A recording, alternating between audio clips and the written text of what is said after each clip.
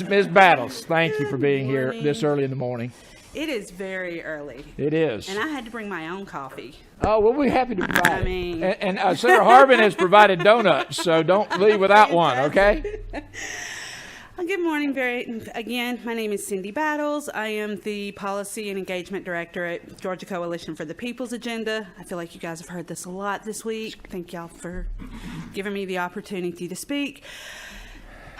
So once again, we find ourselves standing here discussing legislation that has been filed as a knee-jerk reaction because of stories that went around about the 2020 election.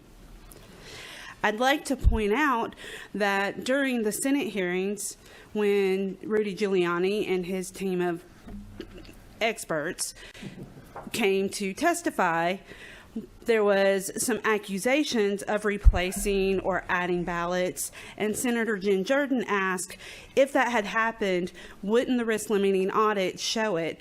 And Giuliani's expert admitted that it would have shown it. So we already have processes in place with the risk limiting audit and other ways of tracking absentee ballots to make sure that this doesn't happen. But what we now have is a situation where we're going to create these new ballots and these new envelopes, and I believe this adds a third envelope, and I am once again going to, I don't have the right thing, but you're going to have 3 envelopes, or you're going to be able to track the ballots. That's a question for the author, but you're welcome to state that in the form of a question. I'll ask him to respond. Okay. Is it true that this legislation creates a new envelope? Because currently you have 2 envelopes. If the legislation that we had access to created 3. If it only creates 2, then going back to what Senator Harrell said, you will be able to track the ballot to that envelope and therefore identify who voted which way, which is a violation of the state constitution. If the gentlelady states that in the form of a question, I'll have the author respond momentarily. Okay? Okay. Thank you. Is it true that if this version of SB 232 no longer creates a new third envelope, then there are only 2 envelopes, which means if there is an identifier on both the envelope and because there's already 2, you understand? Okay, then you will indeed be able to track, to use that unique identifier to track who voted which way. If the gentlelady will yield, I'll recognize the author for a response. Thank you, Ms. Battle. Thank you, Mr. Chairman. What this does, it adds another envelope.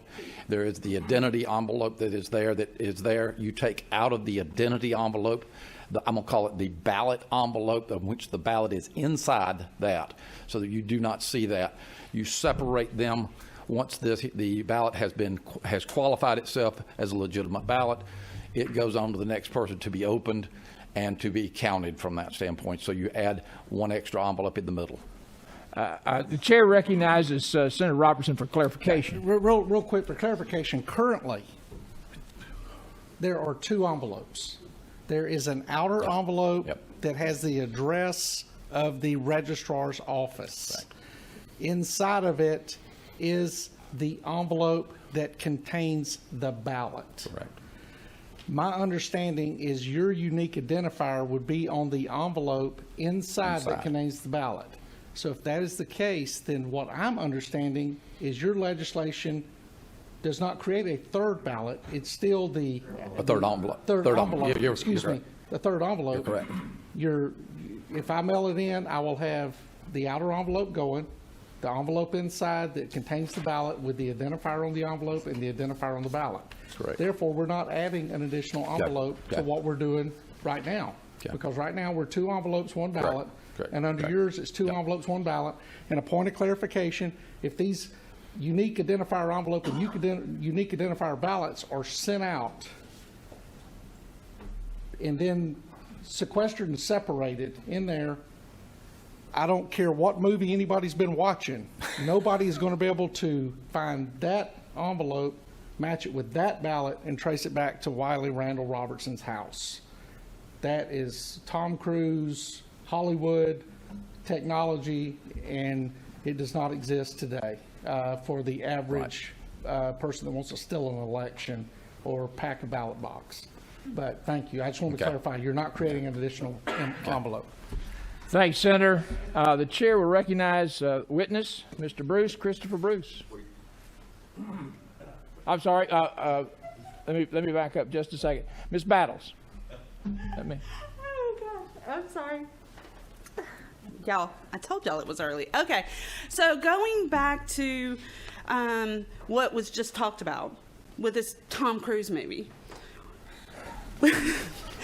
We're going to say that there is no Tom Cruise movie situation where we can take this identifier envelope and the ballot and match them up. But what we are saying is that someone, a poll worker or someone like that, will be able to replace enough ballots to change the course of an election, take the ballots that they're destroying out of the building so that no one knows.